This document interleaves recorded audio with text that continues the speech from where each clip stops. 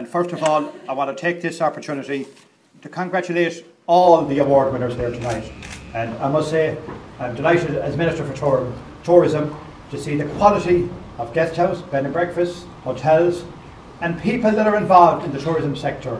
When I became Minister 4.5 years ago, this country was in a different place. People's heads were down, but the people in the tourism sector, you know, they put down their head, they worked hard, and I'm glad to see that we're now having a recovery in tourism. And to Conor, to you and Ireland, I want to say well done. To you and the AA, and I want to say first of all to you, I hope we'll have no traffic jams when you have to be going to the hospital. And I want to say tonight to you, I wish you the very best of luck. I really hope everything goes well for you. And it's a credit to you to be here tonight, and I think she deserves a big round of applause.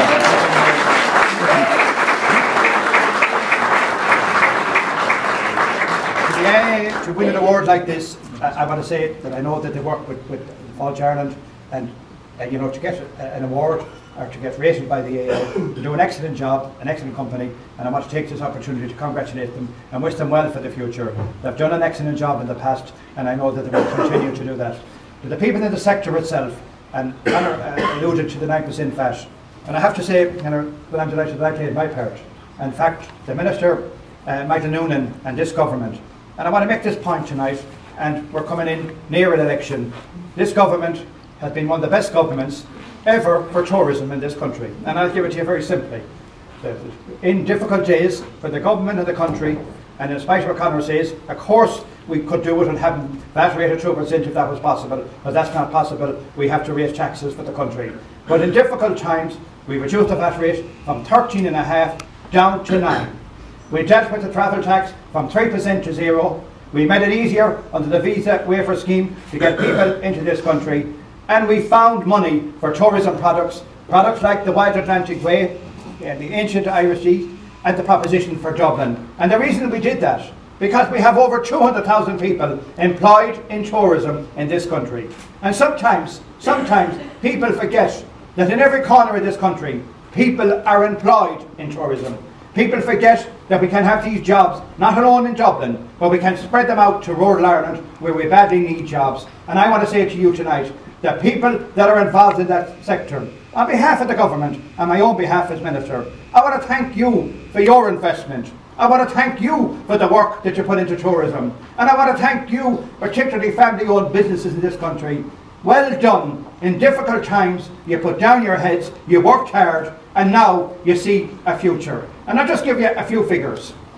The last 4 years, numbers have increased year by year. Last year, we had 7.5 million people came into Ireland. 7.5 million. That brings in revenue of 3.25 billion to this country. We're trying to increase that to 10 million people, and that will bring in revenue of 5 billion euros.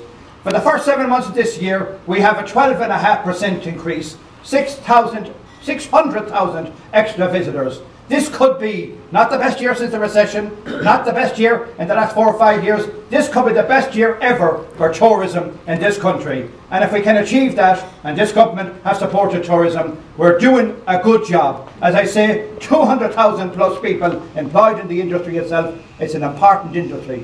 And sometimes, and I say this, we have too many people talking down the country. We have too many people talking down the industry. We have a good product, a good industry, and high quality people in that industry, and we don't say to them, well done, often enough, because you have done a superb job in difficult times, and I want to compliment you all. To the winners tonight, I want to say, well done, because you're our ambassadors. If somebody comes into this country and they have a bad experience, they'll go away and they'll tell 50 people. If they have a good experience, they will do the same thing. So it's important that when people come into this country, and Conor and Arlene talked about it, I want to say this.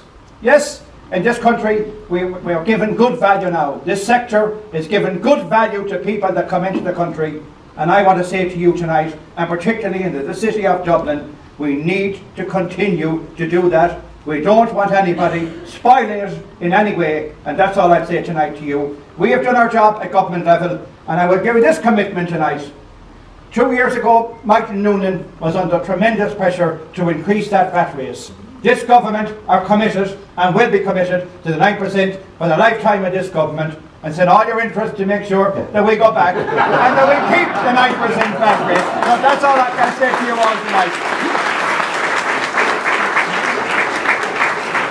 To everybody involved in tourism, well done.